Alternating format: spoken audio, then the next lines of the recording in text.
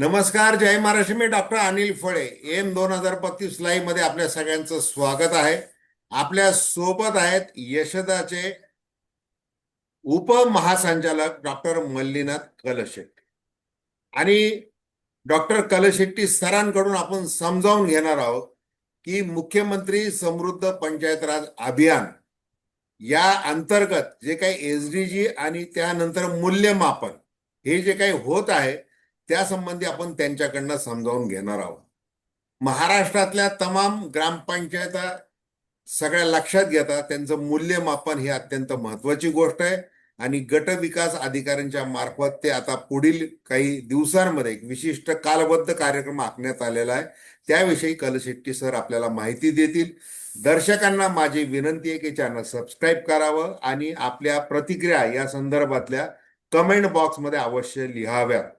आता बघा, मुळात M 2035 live social audit drive म्हणजे आपण सस्टेनेबल डेव्हलपमेंट गोलच्या दृष्टीने एक पत्रकार म्हणून काही गोष्टींना आवर्जून प्रोत्साहन देत असतो, ते म्हणजे लोकसंवादाला. आणि तो लोकसंवाद हा शासन आणि नागरिकांमध्ये सातत्याने झाला पाहिजे. त्या दृष्टीने हा आपला उपक्रम सातत्याने राबवला जातो. ज्यांना या उपक्रमामध्ये सहभागी व्हायचं आहे त्यांनी www.apratimmedia.in या संकेतस्थळावर जाऊन आपली नोंदणी करायची आहे. तर कलशेट्टी सर, तर आपण बोलावं, आपला व्हिडिओ सुरू करा सर. बोला सर. नमस्कार, डॉक्टर मल्लीनाथ कलशेट्टी. आपण सतत शाश्वत विकास ध्येय याच्यावर आपण बोलत होतो. आपल्या सर्वांना माहित आहे की 2030 पर्यंत जे शाश्वत विकास ध्येय 17 हे आपल्याला त्याच्यावर काम चालू आहे. त्याचे उद्दिष्ट पूर्तीकडे प्रत्येक देश, राज्य आणि स्थानिक स्वराज्य संस्था सर्वजण काम करत असतात. आणि मिनिस्ट्री ऑफ पंचायत राजने शाश्वत विकास ध्येयाच्या अंमलबजावणीसाठी 9 संकल्पना स्वीकारल्या आणि 9 संकल्पना आज ग्रामपंचायती मार्फत त्याची अंमलबजावणी होते. राज्य शासनाने शाश्वत विकास ध्येयाची अंमलबजावणी व्हावी, गावं समृद्ध व्हावी म्हणून राज्याने मुख्यमंत्री समृद्ध पंचायत राज अभियान हे आपण सुरू केलं. पहिलं वर्षचा जो कालावधी आहे तो 31 मार्च पर्यंतचा होता आणि हे अभियान अधिक गतिमान व्हावं यासाठी सर्व स्तरावरनं प्रयत्न करण्यात आले. विशेषतः ग्रामपंचायतींनी याच्यात चांगला पुढाकार घेतला. आपले ग्रामविकास मंत्री आदरणीय श्री जयकुमार कोरे साहेब, सन्माननीय राज्यमंत्री कदम साहेब, प्रधान सचिव श्री एकनाथ ढवले साहेब, हे सर्वांच्या मदतीनं कशा पद्धतीनं हे अभियान गावागावात पोहोचेल त्या पद्धतीनं प्रयत्न केला. आम्ही यशदाच्या मार्फत, राज्य ग्रामविकास संस्थेच्या मार्फती आपल्या सर्व साधन व्यक्ती आहेत, सर्व अधिकारी आहेत, त्यांच्या मार्फत हे पोहोचवण्याचं काम केलं. आज मी सतत गावांना भेटी देत असतो. नुकतंच विदर्भाचा दौरा केला. आता अलीकडं मी धाराशिव जिल्ह्यात उमरग्याला गेलो होतो आणि नंतर सोलापूर जिल्ह्यात मी गेलो होतो. हे स्वतः जाऊन पाहतो की लोकांचा उत्साह आहे, लोक श्रमदानाला पुढे पडतात. लोकसहभाग हा या योजनेचा मेंढी गाभा आहे. आता आपण ग्रामविकास विभागाने असं ठरवलं की बाबा आपण आता सगळ्या गावात अभियान चालू आहे, दरवर्षी 20-20% गावाचं मूल्यमापन करूया. जी गावं इच्छुक आहेत यावर्षी अशा ग्रामपंचायतीचं मूल्यमापन करावं आणि त्याच्यावरनं शासनाने जी बक्षिस ठरवलेली आहेत, जवळपास 250 कोटीची जी बक्षिस आहेत, ती बक्षिस आता ग्रामपंचायतीला द्यावा आणि ग्रामपंचायतीला प्रोत्साहन द्यावं की जेणेकरून ग्रामपंचायतीला अधिक काम ग्रामपंचायती मार्फत करता येईल. आपण मुख्यमंत्री समृद्ध पंचायत राज अभियान याची रचनाच अशी आहे, याच्यामध्ये शाश्वत विकास ध्येय हे साध्य होणार आहेत आणि त्या दृष्टीनं त्याच्याबरोबर विविध विभागाचे माझी वसुंधरा योजना आहे, संत गाडगेबाबा ग्राम स्वच्छता अभियान आहे, अशा प्रकारच्या अभियानाचं काम सुद्धा या मुख्यमंत्री समृद्ध पंचायत राज अभियानामध्ये होणार आहे. आणि केंद्र सरकारचे, राज्य सरकारचे जे फ्लॅगशिप प्रोग्राम आहेत त्या प्रोग्रामची अंमलबजावणी त्याच्यातून होणार आहे.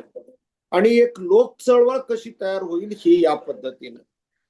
आता जो मूल्यमापनाचा जो पिरियड होणार आहे, की आज सगळ्यात पहिली पातळी जी आहे की ती तालुका स्तरीय जी समिती आहे ती महत्वाची समिती आहे. आपण सतत याच्यावर बोलणार आहोत आणि आपण आपल्याला, परंतु आता आपण सध्या कोणतं पिरियड चालू आहे त्यासाठी ग्रामपंचायतींनी काय केलं पाहिजे. आता सध्या हे सदर मूल्यमापन जे होणार आहे जवळपास 20% ग्रामपंचायती, म्हणजे आपलं अपेक्षित होतं की राज्यातल्या 5,500 ग्रामपंचायतचं मूल्यमापन आपण आता करूया. परंतु आता मला आनंद वाटतोय की उत्साह एवढा आहे की 5,800 जवळपास 14 ग्रामपंचायती आता मूल्यमापनासाठी जिल्हा परिषदेने त्यांची शिफारस केलेली आहे. कारण 20% ग्रामपंचायती त्यांचं मूल्यमापन या ठिकाणी व्हावं. यासाठी राज्य सरकारने आपण महाआयटीची मदत घेतली. म्हणजे शासनाच्या महाआयटी मार्फत आपण या ठिकाणी याचं पोर्टल निर्माण केलेलं आहे. या पोर्टलमध्ये सर्व राज्यातल्या ग्रामपंचायती इनरोल झालेल्या आहेत. तुम्ही बेसलाईन माहिती सुद्धा भरलेली आहे. म्हणजे अभियान सुरू व्हायच्या अगोदर महाराष्ट्रातल्या ग्रामपंचायतचं बेसलाईन डेटा आज राज्य सरकारकडं आहे, एकत्रित आहे. आणि आपल्याला हे कळणार आहे की या अभियान कालावधीत आपण किती काम केलं, काय केलं. कारण जे हे आपल्याला कळायला पाहिजे, मी कुठं होतो, कुठं आलो, अजून मला कुठं जायचं आहे. आणि या माझ्या अभियानामुळं मला विविध अभियानातनं कशा पद्धतीनं आज नॅशनल पंचायत अवॉर्ड याला सुद्धा ग्रामपंचायतची मदत, या योजनेची मदत झालेली आहे. किंवा त्या हे सगळं कन्व्हर्जन्स हे फार महत्वाचं असते. विविध योजनेचं कन्व्हर्जन्स करणं आणि सातत्यपूर्वक काम करत राहणं. माझी आता जे जे ऐकतात, तुम्ही मूल्यमापनाला नसाल यावेळी, पण माझी विनंती आहे की आपण सुद्धा सातत्यपूर्वक काम करा. आपल्या जिल्हा प्रशासनाला, जिल्हा परिषदेना, पंचायत समितीना असं वाटले की बाबा आपण यावर्षी या ग्रामपंचायतीला मूल्यमापन जाऊया, पुढच्या वर्षी या ग्रामपंचायतीला जाऊया. त्यांना माहित आहे की ते ग्रामपंचायती कशा पद्धतीनं त्या त्या ठिकाणी अंमलबजावणी चालू आहे.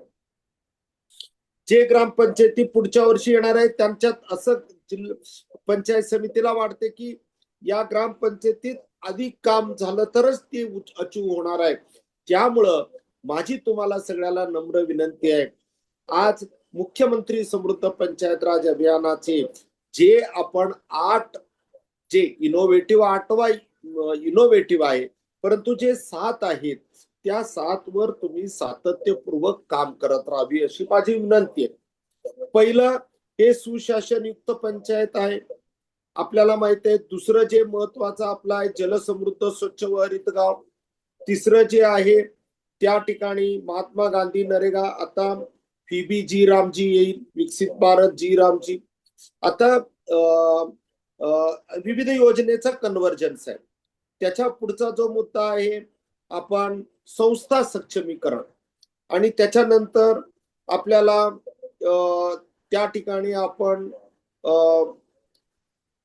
लाईव्हलीहूड, उपजीविका आणि त्या पद्धतीनं सामाजिक सुरक्षा त्याच्या योजनेबद्दल आहे. श्रमदानाचा मुद्दा आहे. त्यानंतर त्या ठिकाणी इनोव्हेटिव्ह हे जे घटक आहेत त्या घटकातले प्रत्येक बाबी जी आहेत त्याच्यावर आपण सातत्यपूर्वक काम करावं. आता जे ग्रामपंचायती मूल्यमापनाला आहेत तुमची पूर्वतयारी चालू आहे. तुम्हाला आता डेमोवर आता तुम्हाला आम्ही अजून सबमिट करायला तशी परवानगी नाही दिली, कारण हे पहिलं वर्ष आहे अभियानाचं. जे पोर्टलवर आज सगळी माहिती, कारण आपल्याला जी काही तुम्ही काम केलेलं आहे, तुम्ही फार मोठं काम केलेलं आहे आणि हे सगळ्या बाबीची नोंद त्या ठिकाणी झाली पाहिजे. की या ठिकाणी काहीला तुम्हाला जिओ टॅग करून आपल्याला त्या ठिकाणी माहिती भरावी लागणार आहे, आपल्याकडे काही डॉक्युमेंट ठेवावं लागणार आहे, काही फोटो आपल्याला जोडावं लागणार आहेत.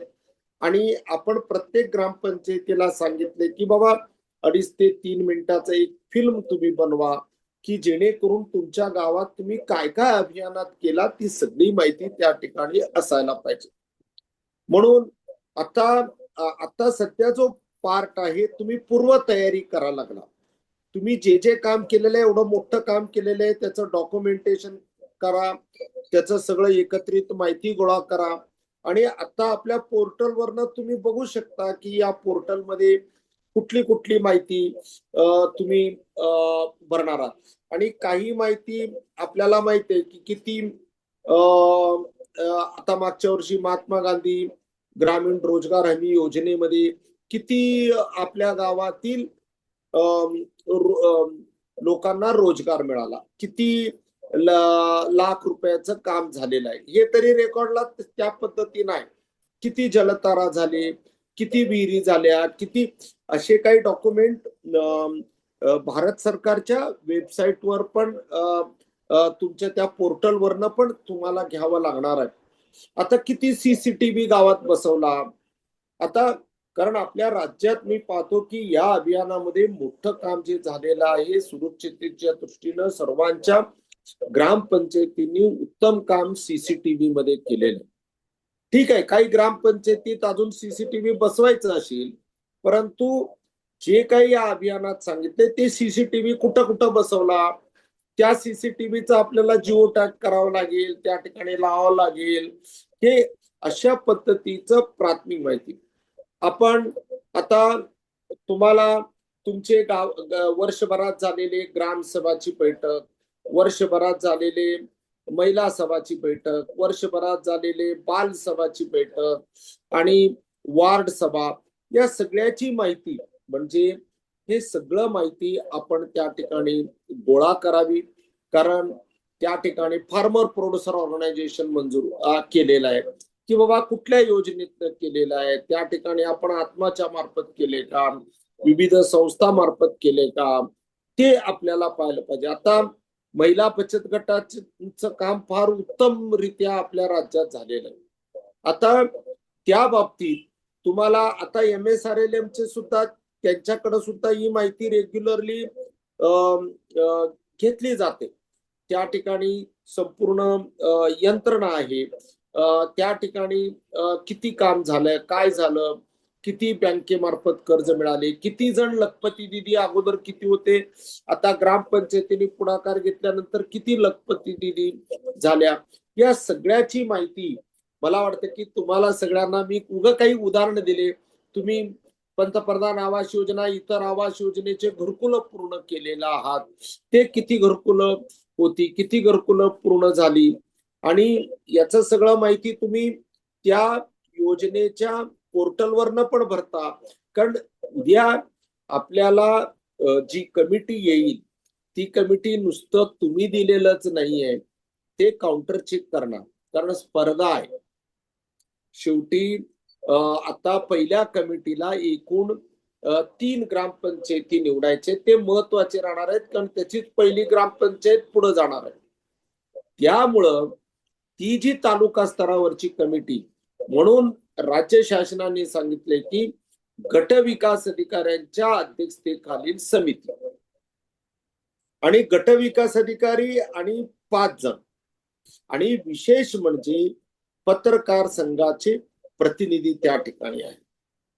म्हणजे कारण ही एक चळवळ आहे, एक लोकसहभागाचं एक मोहीम आहे, आणि त्यामुळं ह्या गट विकास अधिकाऱ्याच्या समितीची जबाबदारी फार मोठी आहे, कारण हे पहिल्या पातळीवरच आहे. आता तुम्ही मुख्य प्रश्नावली सर्व भरणार आहात, कारण अगोदर स्वयंमूल्यांकन महत्वाचं आहे. कारण हे स्वयंमूल्यांकन तुम्ही त्या ठिकाणी ग्रामपंचायत अधिकारी आणि संपर्क अधिकारी जे प्रत्येक ग्रामपंचायतीला मुख्य कार्यकारी अधिकारी जिल्हा परिषद यांनी संपर्क अधिकारी दिलेला आहे आणि आपले ग्रामपंचायतचे प्रमुख सरपंच या तिघांची याच्यात फार मोठी जबाबदारी आणि त्या ठिकाणी विविध ठिकाणी काही ठिकाणी गाव महसूल अधिकाऱ्याचा दाखला लागेल, काही ठिकाणी कृषी गाव कृषी अधिकाऱ्याचा दाखला लागेल. अशा पद्धतीनं विविध त्या ठिकाणी मुख्याध्यापकाचा डाटा लागणार आहे कारण आपल्याला शाळा सक्षमीकरण, अंगणवाडी सक्षमीकरण, त्या ठिकाणी अंगणवाडी कार्यकर्ते, तिथले मुख्य सेविका, म्हणजे अशा पद्धतीनं तुम्ही स्वयं म्हणून आम्ही असं ठरवलेलं आहे की 15 तारीख दिलं तरी एक वेळी मला वाटतं की 15 तारखेपर्यंत करावं काय, कारण आपण अजूनही तुम्हाला पोर्टलचं अजून आपण डेमोवर ठेवलेलं आहे ते करायला आपण 1-2-4 दिवस लागलं तर आपल्याला वेळ देता येईल. परंतु हे स्वयंमूल्यांकन फार महत्वाचं आहे. हे स्वयंमूल्यांकन मध्ये हे पहिल्या पातळीवरचं तुम्ही जे काम केलेलं आहे सुशासन युक्त मध्ये तुम्ही पहिल्यांदा 7 सेवा देता आणि नंतर दुसरं म्हणजे तुमचं सीएससी सेंटर सुरू झालं का, ऍक्च्युअली सुरू झालं का, त्याच्यातनं विविध दाखले द्यायला सुरू झालं का, त्या ठिकाणी ग्रामपंचायतचं वेबसाईट ते फंक्शनिंग झालं पाहिजे, त्या ठिकाणी हे प्रत्येक गोष्ट जी त्या ठिकाणी आहे. आता मार्च एंड झाल्यामुळं तुमचं 5% कर्ज, 10% कर्ज, 15% खर्च हे 5% त्या ठिकाणी आपण दिव्यांगांच्या कल्याणावर खर्च करतो, 10 ठिकाणी महिला व बाल कल्याणच्या साठी खर्च करतो, 15% समाज म्हणजे या पद्धतीनं प्रत्येक गोष्टीच्या बाबतीत जे काही ग्रामपंचायतीच्या अधिनियमानुसार तुम्हाला गोष्टी करायच्या आहेत ते सगळं त्याच्यात आहे. त्याची सगळं म्हणून ह्या कालावधीमध्ये मी पाहतो अनेक जणांचं मला फोन येतात, ग्रामपंचायतीत बसून आहेत सगळेजण, ग्रामपंचायतचा स्टाफ, ग्रामपंचायत अधिकारी, ग्रामपंचायतचे सरपंच, उपसरपंच. हे मला असं वाटतं की इतर सगळ्या लोकांना माझी विनंती आहे, हे सगळं रिव्ह्यू घ्या, कारण एकदा तुम्ही माहिती भरली, सबमिट केलं की परत माझं साहेब हे राहिलंय, माझं ते राहिलंय, हे तुम्ही तिथं सांगू शकत नाही. त्यामुळं आपण सगळ्यांनी माझी अशी विनंती आहे की आपल्याला हे पूर्व तयारी जी आहे ती अत्यंत महत्वाची, ती करा. आणि इकडे गटविकास अधिकारी आणि आपण असं करणार आहोत की या ठिकाणी आता पुणे विभागातील जे ग्रामपंचायती आहेत त्याला नागपूर विभाग असेल, अमरावती विभाग असेल, छत्रपती संभाजीनगर विभाग असेल, कोकण विभाग असेल, असे, आणि या विभागातले इथं आलं तर या विभागात त्यांच्या विभागात जाणार नाही. म्हणजे अशा पद्धतीनं एक पारदर्शक पद्धतीनं याचं मूल्यमापन व्हावं ही शासनाची भूमिका आहे. कारण आपण गावातल्या सर्व लोकांनी मिळून ग्रामपंचायतच्या पुढाकारातून सर्वांच्या सहभागानं जे काम उभं राहिलेलं आहे ते कामाचं मूल्यमापन हे पारदर्शक पद्धतीनं झालं पाहिजे, ही भूमिका आहे. आणि ग्रामपंचायतीला प्रोत्साहन मिळाला पाहिजे आणि याच्यातनं ग्रामपंचायतीला मार्गदर्शन मिळणार आहे. आणि अशा पद्धतीनं आपण पहिल्यांदा आज तालुका स्तरावर बोलूया, परत पुढच्या वेळी आपण ज्यावेळी पुढच्या वेळी बोलतो त्यावेळी पुढच्या स्तरावरच बोलूया. फक्त आज अनिलजींची हीच इच्छा होती की सर एवढं ग्रामपंचायती काम करतायत, आज त्यांना शासन निर्णय मिळालेला आहे, त्यांना आपण मोटिवेट करूया. कारण तुम्हाला आम्ही सगळेजण तुम्हाला काही अडचण असेल तर तुम्ही आपली टीम आहेत, गट विकास अधिकारी आहेत, त्यांच्याशी संपर्क साधा.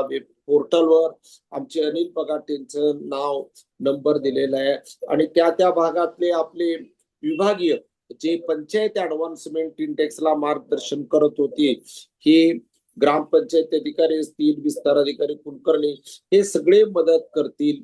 आणि माझेही काही तुम्हाला मला मदत लागली, तुम्हाला काय मार्गदर्शन पाहिजे असेल तर माझा नंबर अनेकांकडे आहे 94 22 66 12 65.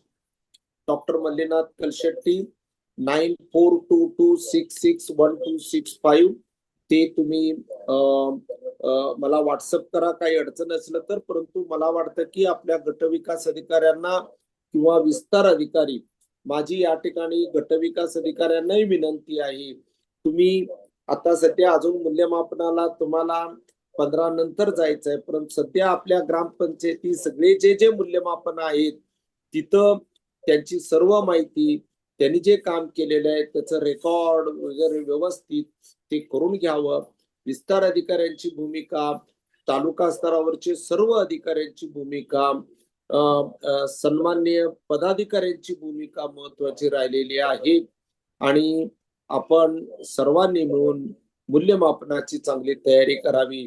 आणि बाकीच्या ग्रामपंचायतींना माझी विनंती आहे, जे काही आता सध्या सीसीटीची कामं करता येतात, कारण आता गाळ काढण्याचं काम आहे, आपले सगळे घरकुलं पूर्ण करण्याचं काम आहे, ग्रामपंचायतचं रेकॉर्डचं काम असतं, इतर ग्रामपंचायती पुढच्या वर्षी हे सतत चालत राहणार आहे. या पद्धतीनं आपण सगळे काम करा. जे केंद्र शासनाच्या योजना, राज्य शासनाच्या योजनेचं काम याच्यामुळे होणार आहे. आपल्या सर्वांना मी मनापासून शुभेच्छा देतो. या ठिकाणी थांबतो. जय हिंद, जय महाराष्ट्र. वा, काही प्रश्न विचारायची संधीच दिली नाही. तुम्ही अतिशय व्यवस्थितपणे 4 मुद्दे मांडलेले आहेत सर, की ही जी काही मुख्यमंत्री समृद्ध पंचायत राज अभियान जे आहे त्याची तपासणी अतिशय महत्वाची आहे. म्हणजे जसं एसडीजी ध्येय आपण कुठं गाठतोय, स्थानिकीकरण त्याचं कसं होतंय, तुमच्या नवसंकल्पना त्याच्यावर कसं काम केलं जात आहे याचा आढावा तर आहेच आहे. आणि सगळ्या योजना म्हणजे घरकुल योजना असेल, बाकीच्या सगळ्या योजना असतील, त्याचं किती काम झालेलं याचा पुरावा मागितलेला आहे सरकारने. म्हणजे फक्त आकडेवारी पोर्टलवर भरा असं नाहीये.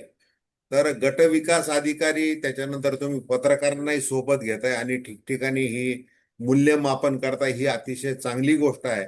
आणि प्रोत्साहन म्हणून सरकारने अनेक बक्षिसं ही जाहीर केलेली आहेत, हे देखील अत्यंत महत्वाचं आहे.